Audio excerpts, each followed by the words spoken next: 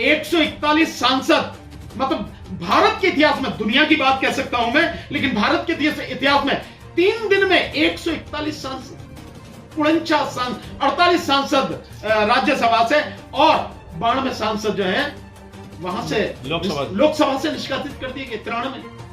और फिर भी सड़क पर उतरने को तैयार नहीं है इंडिया गठबंधन। कह रहा है कि हम 22 को जो है बंद करेंगे। अब 22 को क्या करोगे? 22 को तो संसद अपने आप ही बंद हो जाएगी, उसका अंतिम दिन है इस सत्र का।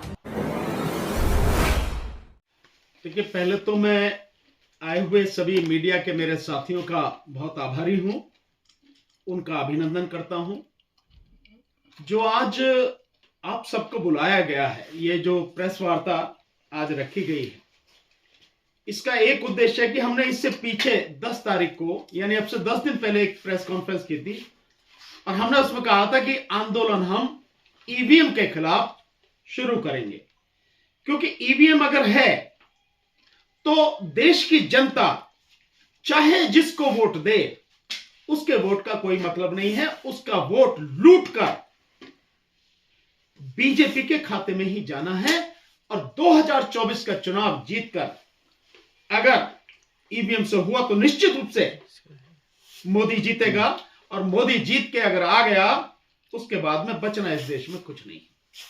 इसी सिलसिले में हमने पीछे 10 तारीख को प्रेस कॉन्फ्रेंस की थी और ईवीएम का आंदोलन हम शुरू कर रहे हैं, उसकी हमने घोषणा की थी और लोगों से यह निवेदन किया था कि जो भी साथी, जो भी संगठन, जो भी राजनीतिक पार्टियां इस ईवीएम की लड़ाई में, क्योंकि यह लड़ाई अब आर पार की लड़ाई है, यह शुरू हो चुकी है और अब यह ईवीएम की समाप्ति के साथ ही आंदोलन समाप्त होगा, और नहीं तो हम समाप्त हो जाए, हमें इस बात की परवाह नहीं है। इसको लेकर हमने आंदोलन शुरू किया। तो जो भी साथी, जो भी संगठन, जो भी पार्टियां हमारा साथ कंधे से कंधा और कदम से कदम मिलाकर इस ईवीएम की लड़ाई में देना चाहते हैं, जो नहीं चाहते हैं कि इस देश में ईवीएम से चुनाव हो, जो चाहते हैं कि बैलेट पेपर से चुनाव हो, हमने उन सब साथियों से कहा था कि मेरा जो नंबर मैंने दिया था 78408686 78408686 यानी 7840868666, ये नंबर जो मैंने दिया था, मैंने ये नंबर इसलिए दिया था कि जो भी इस आंदोलन में शामिल होना चाहते हैं, अपना नाम और पूरा पता, अपना संगठन का नाम, अपनी पार्टी का नाम, उसमें जो उनके पास जिम्मेदारी है, पद है, वो सब लिखकर मुझे व्हाट्सएप करें। ये आज की प्रेस कॉन्फ्रेंस उसी श्रृंखला में आगे है। मैं आपको बताना चाहता हूं कि 10 तारीख के बाद से पूरे देश भर से बहुत जबरदस्त रेस्पॉन्स इस लड़ाई में शामिल होने के लिए लोगों का आ रहा है। लगातार मेरे फोन पर, हालांकि मैंने उन्हें फोन करने के लिए नहीं कहा था लोगों को, मैंने कहा था कि अपना नाम और पूरा पता, संगठन और पार्टी का नाम इस पर भेजें व्हाट्सएप पर लिखकर। लेकिन अफसोस कि लोग कई बार सुनते नहीं हैं ढंग से या समझते नहीं हैं। लगातार मुझे फोन किए जा रहे हैं, सुबह 4 बजे से लेकर रात को 1-2 बजे तक मुझे फोन करते हैं। इससे दिक्कत हो रही है, फोन जो कर रहे हैं, इससे मेरा समय बर्बाद हो रहा है। जो काम में कुछ और करना चाहिए, उस काम को मैं फोन सुनने में लगातार, और बहुत से लोगों का फोन सुना भी नहीं जाता।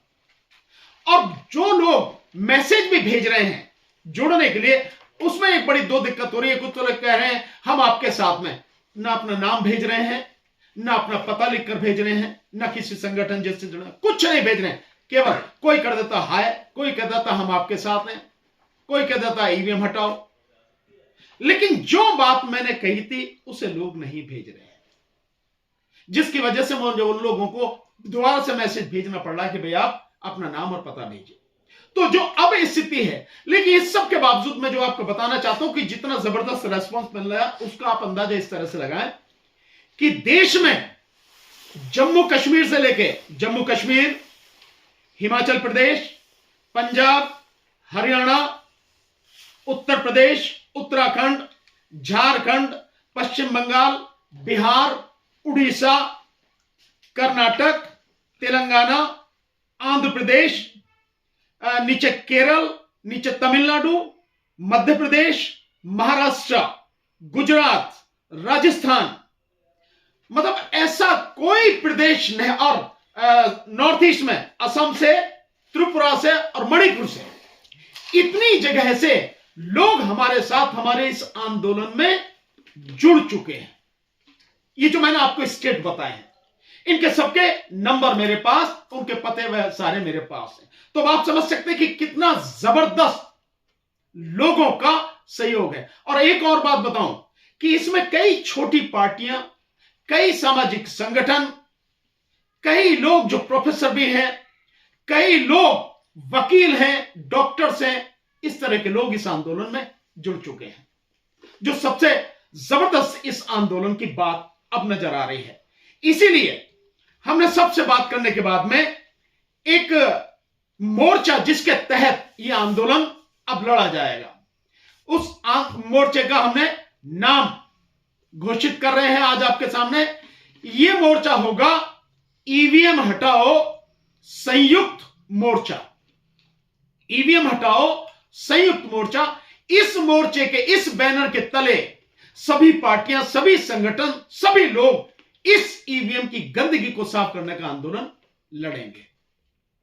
और इस जो संगठन है, ये जो बना है, हम इस आंदोलन की जो फॉर्मली शुरुआत करने जा रहे हैं, जनवरी के पहले हफ्ते से दिल्ली में मीटिंग करके इस आंदोलन की बिल्कुल तरीके से औपचारिक रूप से शुरुआत होगी, जिसमें मैंने आपको बताया कि पहले दिल्ली में पैदल मार्च होगा, फिर पूरे देश में पैदल मार्च होगा, और हर जगह लोगों तक ये बात पहुंचे, उसके लिए पूरी कोशिश हम लोग करेंगे।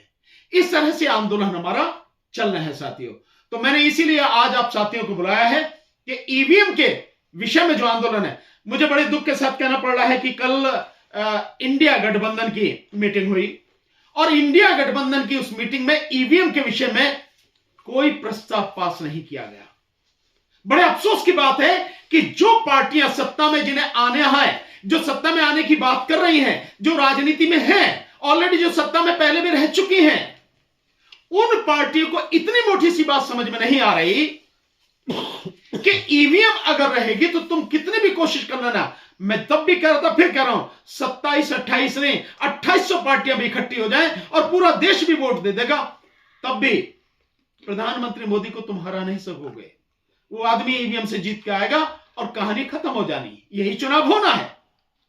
और मेरी बात भी हुई थी, मैंने बात भी कही थी माननीय दिग्विजय सिंह जी से, मैंने नॉर्थ एवेन्यू में जब मिले थे, मैंने उनसे यही बात कही थी कि कांग्रेस को लीड करना चाहिए।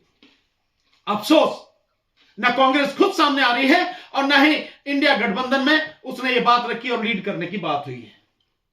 इससे बड़ा मतलब देश का दुर्भाग्य कुछ नहीं हो सकता। पॉलिटिकल पार्टियों की तो छोड़िए आप। और क्या ये इंडिया गठबंधन के लोग इस उम्मीद में हैं कि देश की जनता आंदोलन करेगी तब वो उसके साथ में लगेंगे? मतलब उल्टी गंगा बहने की बात है। आंदोलन करना चाहिए शुरुआत उन्हें, लेकिन वो उम्मीद शायद कर रहे हैं कि देश की जनता आंदोलन करे तब वो आंदोलन करेंगे। खैर कोई बात नहीं, हम पूरी ताकत से आंदोलन करेंगे, ईवीएम की गंदगी को साफ करेंगे। इसीलिए हम लगातार सक्रिय हैं। और इसमें जो जनवरी के पहले हफ्ते में हम जो शुरू करने जा रहे हैं, उसमें मैं आपको एक डेट बता देता हूं। किस डेट को जितने भी हमारे साथ साथी जुड़े हैं, जितने गठबंधन पूरे देश से जुड़े हैं, हम उन सभी साथियों को बुला रहे हैं और उस दिन उनकी मीटिंग होकर फाइनल किस किस तरह की सारी चीजें रहेंगी, वो आंदोलन की शुरू होगी। 6 जनवरी को ईवीएम हटाओ संयुक्त मोर्चा की दिल्ली में जितने भी संगठन जुड़ चुके हैं, उन संगठनों की एक मीटिंग बाकायदा होगी और आंदोलन शुरुआत होगी। हमारी जो पार्टी है राष्ट्रीय जनहित संघर्ष पार्टी, और जो हमारा संगठन है मानव सुरक्षा एवं विकास संगठन, ये संगठन और ये पार्टी हमारी, वो भी इस ईवीएम हटाओ संयुक्त मोर्चा का एक घटक रहेंगे, उसका एक हिस्सा रहेंगे। जो आंदोलन होगा, इसलिए हमने आप साथियों को बुलाया है। अब आप साथी जो आपके मन में विचार हो प्रेस के साथियों के, आप सवाल पूछ सकते। क्या लगता है कि जिस तरीके से कांग्रेस ने ईवीएम की शुरुआत की थी और अब बीजेपी उस पर हावी हो गई है, तो क्या आपको नहीं लगता है एक सांपनाथ और एक नागनाथ दोनों एक ही घर के? नहीं, मैं ये मानता हूं कि बेशक कांग्रेस ने शुरुआत की थी, इसमें कोई शक नहीं है, लेकिन जिस समय वो स्थिति थी और आज की जो स्थिति है उसमें जमीन आसमान का अंतर है। सो कांग्रेस को बिना किसी झिझक के सारे उहापोह की स्थिति को छोड़कर, सारे मन में शंकाएं और डर को छोड़कर इस ईवीएम को हटाने के लिए आंदोलन करना चाहिए। आंदोलन अगर नहीं करेंगे और देश की जनता शामिल हो जाएगी तो भी उन्हें आना ही पड़ेगा, लेकिन देश की जनता माफ नहीं करेगी किसी भी विपक्षी पार्टी को, ना कांग्रेस या किसी भी हो, और इंडिया गठबंधन को माफ नहीं करेगी जो इस ईवीएम को हटाने के लिए सड़क पर आ नहीं रहा। 141 सांसद, मतलब भारत के इतिहास में, दुनिया की बात कह सकता हूं मैं, लेकिन भारत के इतिहास में 3 दिन में 141 सांसद, 48 सांसद राज्यसभा से और 92 सांसद जो है वहां से लोकसभा से निष्कासित कर दिए गए, 93। और फिर भी सड़क पर उतरने को तैयार नहीं है इंडिया गठबंधन। कह रहा है कि हम 22 को जो है बंद करेंगे। अब 22 को क्या करोगे? 22 को तो संसद अपने आप ही बंद हो जाएगी, उसका अंतिम दिन है इस सत्र का, शीतकालीन सत्र का। तो ये बड़ी स्थिति है। बेशक कोई भी नहीं हो, लेकिन कांग्रेस को आना चाहिए, राहुल गांधी को बोलना चाहिए। दिग्विजय सिंह उस दिन मिले थे, हम लोग इसी से मीटिंग कर रहे थे, तो मैंने दिग्विजय सिंह जी से कहा कि आप मुख्यमंत्री रहे, वरिष्ठ नेता हैं, आप कहिए राहुल गांधी चुप क्यों है, ईवीएम पे बोलते क्यों नहीं है? राहुल गांधी बोले, सोनिया जी बोले, खड़गे साहब बोले, पूरी कांग्रेस पार्टी लीड करे और इंडिया गठबंधन को लीड करे इस ईवीएम के मसले पर, तभी देश बचेगा, अन्यथा देश नहीं बचेगा। और मैं समझता हूं जो पहले भारत जोड़ो यात्रा निकाली थी, राहुल गांधी को अगर अभी यात्रा निकालनी है तो ईवीएम हटाओ, भारत बचाओ यात्रा निकालनी चाहिए, तभी देश बचेगा। नहीं तो सबकी आंखों के सामने सब बर्बादी, सब